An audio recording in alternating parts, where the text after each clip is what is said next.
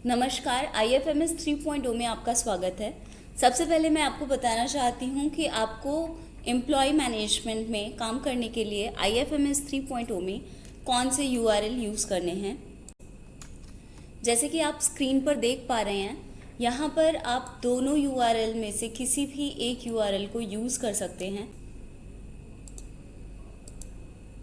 जब आप बताए गए URL को यूज़ करेंगे तो आपको इस तरह से IFMS 3.0 का बटन नज़र आएगा। यहाँ पर आपको अपने लॉगिन आईडी पासवर्ड से सिस्टम में एंटर करना है।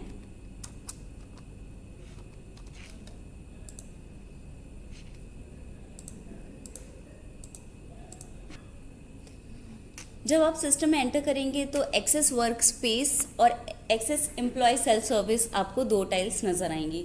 आज मैं आपको पार्शियल पे की जो एक नई फंक्शनैलिटी हम लोगों ने लाइव की है वो मैं आपको बताना चाहती हूँ कि आपको किस तरह से पार्शियल पे के लिए काम करना है और किस तरह से आप जैसे प्रीवियस मंथ की कोई रेगुलर सैलरी भी नहीं बना पाए थे, जैसे फेब की सैलरी आप नहीं बना पाए थे, तो आप वो भी इस प्रोसेस से बना पाएंगे। तो आपको एक्सेस वर्क स्पेस पर क्लिक करना है और यहाँ से डेस्क सिलेक्ट करना है और उसके बाद DDO रोल से आपको सिस्टम में एंटर करना है। इस तरह से आपको डेस्क सिलेक्ट करना है और DDO से सिस्टम में एंटर करना है। एम्प्लॉय मैनेजमेंट पर जाना है।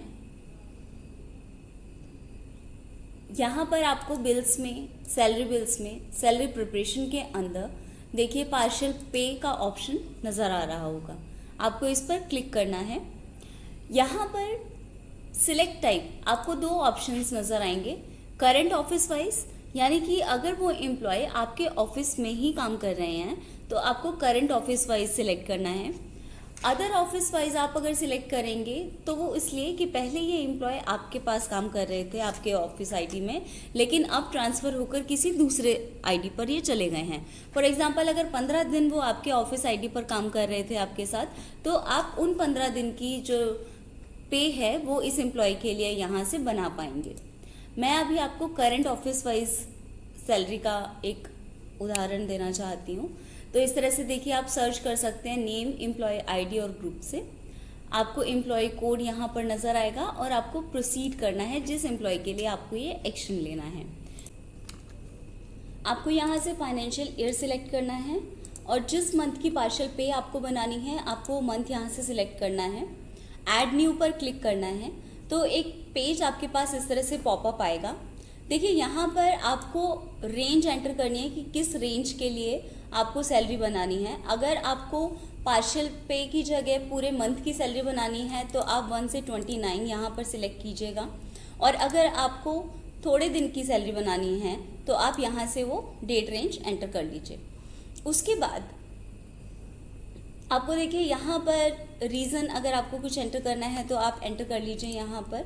उसके बाद देखिए आपके पास यहाँ पर अलाउंस एंड डिडक्शन की पूरी डिटेल्स आपको यहाँ पर दिखेंगी। एक चीज़ मैं आपको बताना चाहती हूँ कि अदर देन स्टैंडर्ड डिडक्शंस ही आप सिर्फ एडिट कर पाएंगे। जैसे कि जो स्टैंडर्ड डिडक्शंस हमारे पास होती हैं SI, GPF या RGHS, वो आप एडिट नहीं कर पाएंगे। बाकी चीज़ें आप एडिट कर सकते हैं। देखिए जो चीज़ें नॉन एडिटेबल में आपको नज़र आ रही है वो आप बिल्कुल नहीं यहाँ से चेंज कर सकते। और बाकी जो HRA है, फॉर एग्जांपल HRA है, यहाँ पर मेस अलाउंस है, वॉशिंग मशीन अलाउंस यहाँ पर इस एम्प्लॉय को दिखा दे रहे हैं, तो ये सभी आप चेंज कर सकते हैं, एडिट कर सकते हैं। लेकिन बस एक चीज़ का ध्यान रखिएगा कि जो अमाउंट यहाँ पर मेंशन किया गया है आप इससे ज़्यादा डिडक्शंस यहाँ पर नहीं कर पाएंगे। आप अगर चेंज करना चाहते हैं तो वो यहाँ से जो अमाउंट यहाँ पर एंटर है उससे कम ही एडिट कर पाएंगे। दूसरी चीज़ मैं आपको बहुत इम्पॉर्टेंटली बताना चाहती हूँ। देखिए यहाँ पर अगर आप ये ऑप्शन सिलेक्ट करते हैं show allowance and deduction from current salary, तो जिस मंथ की करंट सैलरी के लिए आप ये बनाना चाहते हैं ये वहाँ पर बिल्कुल उसी के अकॉर्डिंग आ जाएगी। फॉर एग्जांपल जैसे कुछ लोगों का DA पहले गलत आ रहा था, तो जब आप इस ऑप्शन को सिलेक्ट करेंगे तो करंट मंथ की सैलरी के अकॉर्डिंग उनका जो भी DA रहा होगा वो यहाँ पर आ जाएगा, नॉन एडिटेबल फॉर्म में आपको दिख जाएगा। उसके बाद एक चीज़ और मैं आपको बताना चाहती हूँ कि जैसे यहाँ पर डिडक्शंस में देखिए आपको एक ब्लू चेक दिख रहा है। अगर आप इसको नॉन सिलेक्ट करते हैं या सिलेक्ट करते हैं, इसका क्या डिफरेंस है? इसका डिफरेंस है कि अगर आपने 15 दिन की सैलरी बनाई है तो आप इस डिडक्शंस को एक्सक्लूड कर सकते हैं इसे अनचेक करके। लेकिन अगर आप 15 दिन से ज़्यादा की सैलरी यहाँ पर बना रही हैं तो अगर आपने इसको चेक किया है या अनचेक किया है, वो डिडक्शंस ऑटोमेटिकली सिस्टम लेगा जो भी यहाँ पर नोटिफाइड है। तो उसके बाद ये सारे के सारे आपको डिटेल्स यहाँ पर एडिट करने हैं, उसके बाद आपको ऐड करना है। तो देखिए इस तरह से ये रो आइटम यहाँ पर बन जाएगा। आपने किस मंथ के लिए ये बनाया है ये आ जाएगा, कितने दिन के आप पार्शियल पे बनाना चाह रहे हैं और कितने सैलरी डेज हैं ये बताना चाह रहे हैं। यहाँ से आप इस डिटेल्स को एडिट भी कर सकते हैं और डिलीट भी कर सकते हैं। उसके बाद नेक्स्ट पर आपको जाना है। अब हमने यहाँ पर उनकी डिटेल्स को ऐड किया या एडिट किया, मॉडिफाई किया, तो वो यहाँ पर ग्रीन कलर से नज़र आ रहे हैं। अगर आपने किसी रिकॉर्ड को डिलीट किया होगा तो वो आपको यहाँ पर रेड कलर से नज़र आएंगे। ये इसलिए है कि आप एक फाइनल चेक कर लें बिफोर सबमिशन। उसके बाद अगर आपको लग रहा है कि नहीं ये कुछ गलत एंट्रीज हो गई हैं तो आप प्रीवियस पर जाइएगा, वापस उसी पेज पर आपको ले जाया जाएगा। यहाँ से आप एडिट कर सकते हैं डिटेल्स को, और अगर आपको लग रहा है कि जितने भी डिटेल्स यहाँ पर हैं वो करेक्ट हैं तो आप उसे सबमिट कर दीजिएगा। इस तरह से सिस्टम आपसे एक फाइनल कंफर्मेशन मांगेगा, आपको येस पर सिलेक्ट करना है और आपके पास एक सक्सेसफुल मैसेज जनरेट हो जाएगा। इस तरह से ये आपका एप्लीकेशन नंबर यहाँ पर आएगा और ये आपकी रिक्वेस्ट सबमिट हो चुकी है। अब ये जो पार्शियल पेज या फिर प्रीवियस मंथ की सैलरी की डिटेल्स आपने यहाँ पर ऐड ऑन की हैं, उनके बिल्स जब आपको बनाने हैं, सैलरी बिल्स जब आपको बनाने हैं, तो आपको बिल्स में, सैलरी बिल्स में पार्शियल प्रीवियस मंथ सैलरी पर जाना है। यहाँ पर आपको फाइनेंशियल ईयर और मंथ सिलेक्ट करना है। जस्ट देखिए फेब हमने किया था क्योंकि वहाँ पर हमने पार्शियल पे फेब मंथ के लिए ही बनाई थी। यहाँ पर जब आप उसको सर्च करेंगे तो जितनी एंट्रीज आपने की होंगी वो सभी यहाँ पर आ जाएंगी आपके पास। अब आप जिस एम्प्लॉय के लिए एक्शन लेना चाहते हैं उसके लिए उसको यहाँ पर चेक बॉक्स आपको क्लिक करना पड़ेगा और इनिशिएट करना पड़ेगा।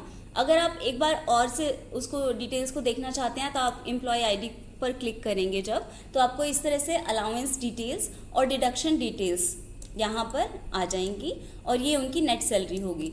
तो इस तरह से आप ये डिटेल्स एक बार वापस से चेक कर लीजिएगा और उसको इनिशिएट कर दीजिएगा। सिस्टम जब आपसे कंफर्मेशन मांगेगा आप उसको येस कीजिएगा और आपके पास सक्सेसफुल मैसेज जनरेट हो जाएगा जिसमें उस एम्प्लॉय की पार्शियल पे या फिर प्रीवियस मंथ की सैलरी बन जाएगी। ये देखिए बिल रेफरेंस नंबर यहाँ पर जनरेट हो गया है। इस तरह से आप इस पर पूरा काम कर सकते हैं। उसके बाद आपको सेम प्रोसेस फॉलो करना है जैसे कि ऑटो सैलरी प्रोसेस में आपने ये डिटेल्स दी, उसके बाद ऑटो सैलरी प्रोसेस से उसको प्रोसीड कर दीजिएगा और फिर वो टीओ के पास चले जाएगी। तो ये प्रोसेस था पार्शियल पे आपको किस तरह से बनानी है या प्रीवियस मंथ की सैलरी आपको किस तरह से बनानी है। तो ये प्रोसेस यूज़ करके आप वो अपने सभी काम पूरे कर सकते हैं। So thank you so much.